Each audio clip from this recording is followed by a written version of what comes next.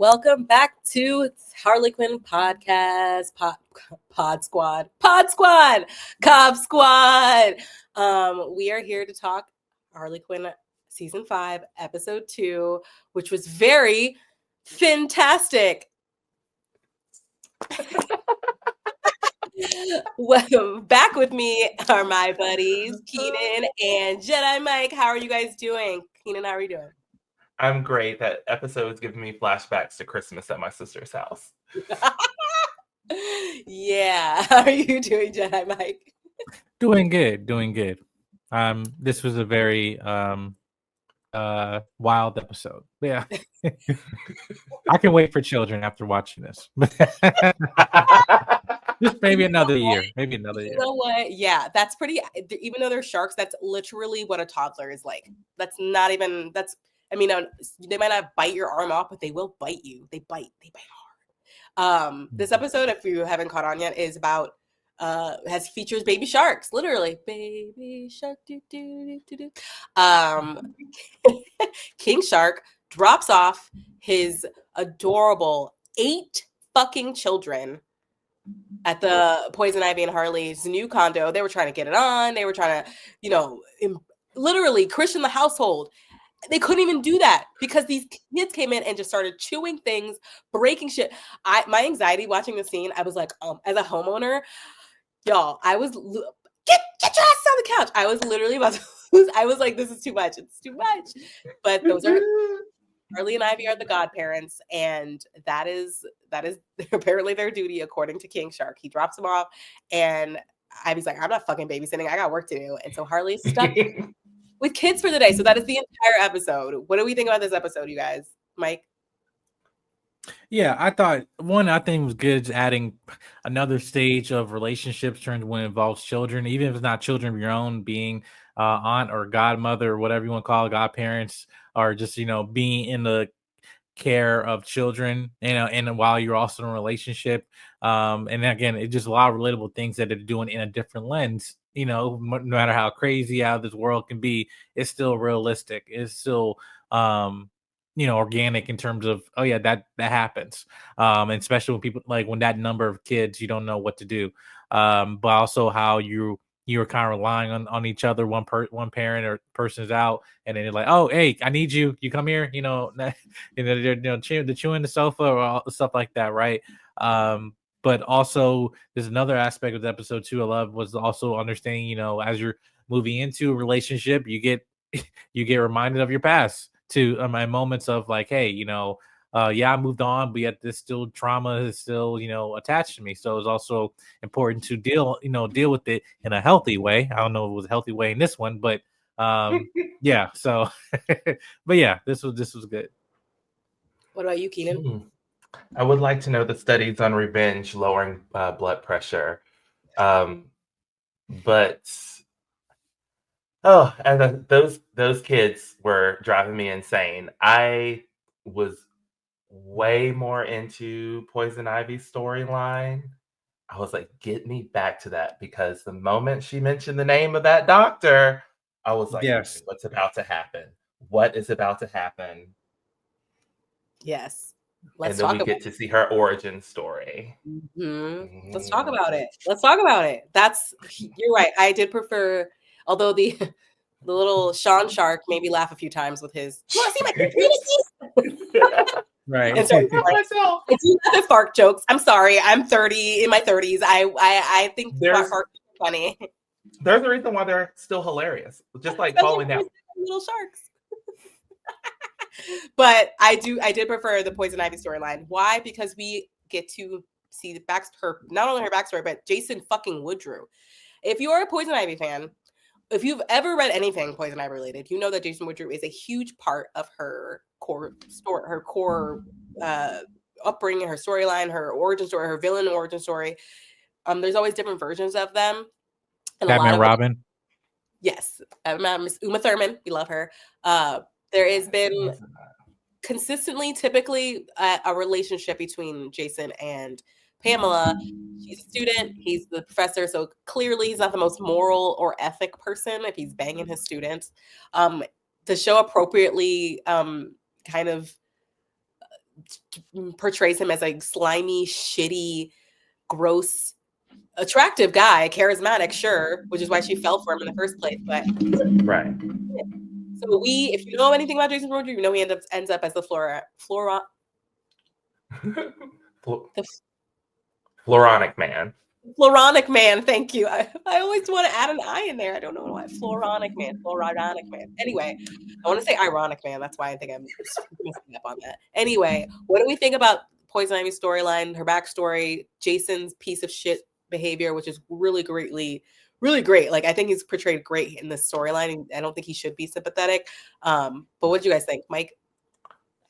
Yeah, I think again it kind of highlight also just another aspect of women in like relationships with professors or people of authority, and also again it really never most of the time never ends well, and in the worst way possible too, but in the comics, the way that they tackle comic storylines in this in a more digestible way.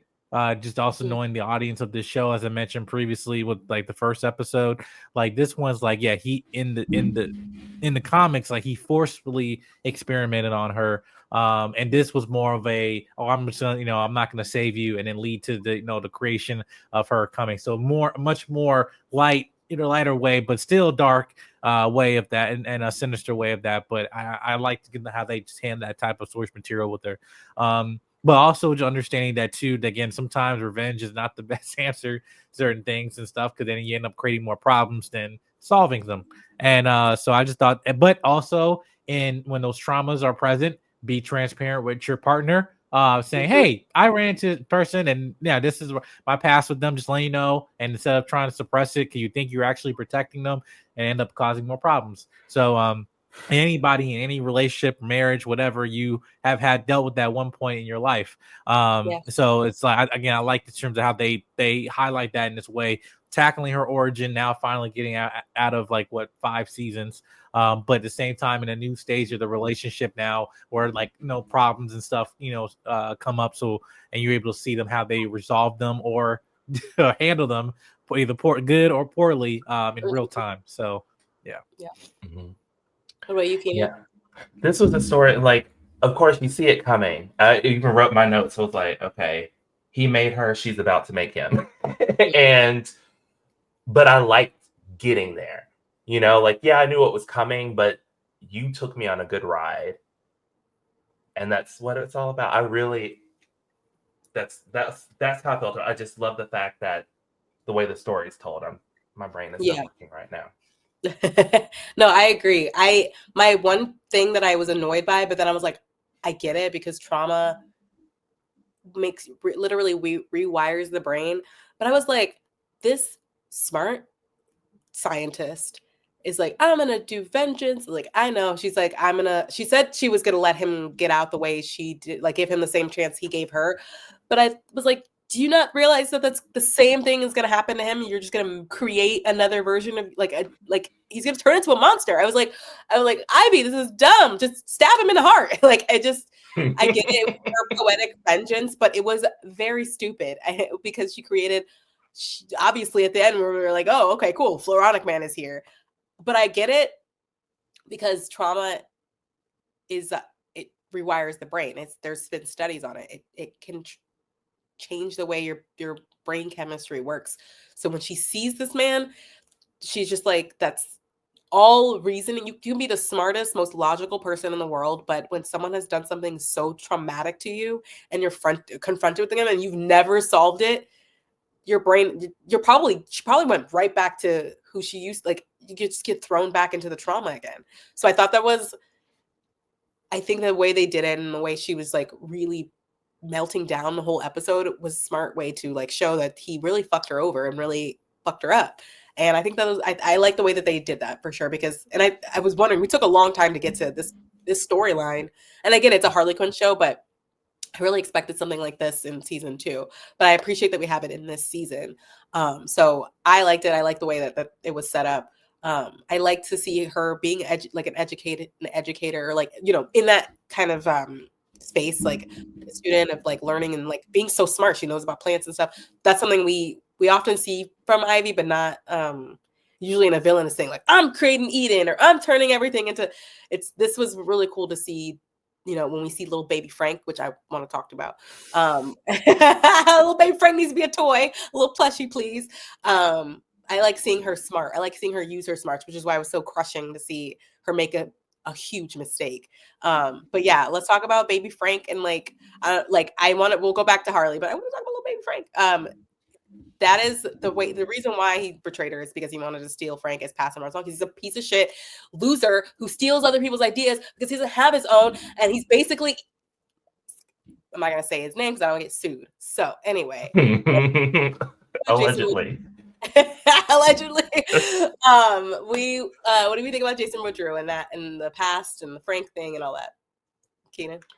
He is smarmy. He is just the stereotype of that kind of man that's going to lead you on, hoping to use you to keep going. And that's exactly what he was going to do. And I am a little sad that he's going to be coming back to haunt us. But I'm assuming that her serum is what kept her humanoid. Mm-hmm.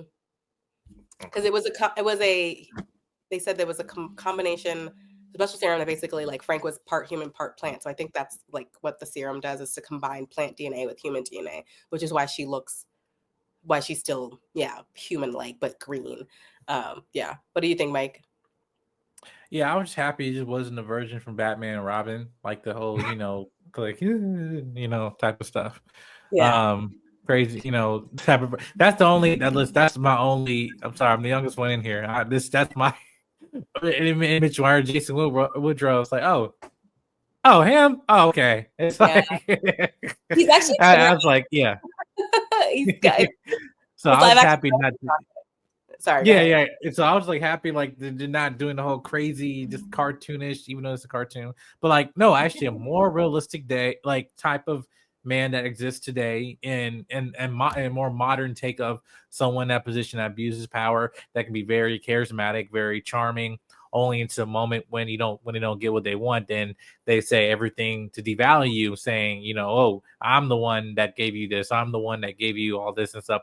And even though you might create something, nope, it's all mine. And so that's when that true nature comes out. Before they even become the monster, they always have been.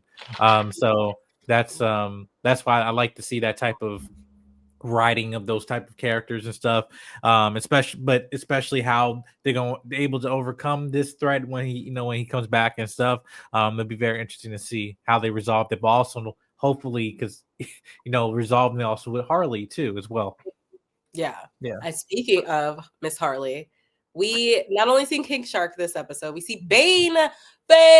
He is married with a daughter, and they are in this Vincent Edge Club, which that caught my eye as well, because is he related to Morgan Edge? Is he Morgan Edge's father? So that caught my eye. We see this like uppity country club. Harley wants to be a part of it. She's like, any club that doesn't want me is the exact place I want to be. She is chaos personified. The eight. I counted them. 8 fucking sharks, baby sharks. And then, of course, the inevitable happens. She's trying to get into the club. She's stalking Vincent Edge. She wants to get into and then the kids go mucking nuts. They rip off Princess Pippa's arm. There's blood. There's a toddler shark feeding frenzy. There's limbs. There's blood. So that's typically how daycare goes in real life anyway. And I think that was pretty accurate. I actually appreciate that. This is another thing that happened with Lena coming in, and she's basically convinced Harley to do all this. This is where my theory thinks, I'm thinking Lena is sowing chaos. Why else would she be like, you guys are doing great? They like splattered Eclipso's blood all over her last episode. Nearly ruined the museum. Moved her. She's like encouraging to move there. She's encouraging her to be a part of this club. What is Lena's motivation? Let's talk about it. Mike? Again, I think it's more if she's working with Brainiac, you saw in the first episode when he came to that conclusion of, I guess, 100% perfect or whatever. And then also once he got to Harley and Ivy, it was 100%. And so I think it's more of like, okay, well, I'm gonna keep these two people closer so way that I can able to take them out because they're preventing me from something that can actually be a posable threat. Uh, for an ultimate power of what Metropolis, whatever you want to call it. But yeah, I'm still trying to see like what's his end goal for Brainiac, and so it helps me understand what Lena's, because again, it's like Lena is still, she's more working on the organizational side of things and stuff, but it wasn't until the end of the episode when she came back and like literally people are mutilated and like in a pool, and then it's like, oh no, everything's fine, this is exactly what we needed. And I was like, really? Okay. So yeah, and telling the rich white man, hey, everything's fine, just know your place or something. And it's like, what? Okay. So it's interesting to see like what's her end game on there. It's like there. So I'm loving that type of power dynamic that she's having in these first 2 episodes. Like she know more what she's giving off. So yeah, yeah, that's a good point. And she's a woman of color, so I think it gives me an extra bit of joy, like to see her right. just everybody around. Like it's nice. What about you, Keenan? What do you think? Yes, whatever she's doing, she's building trust between our girls. So is she doing it so that she can betray them later, or so that she can get them to help her with Brainiac? That's where I am. I'm like, what is she doing?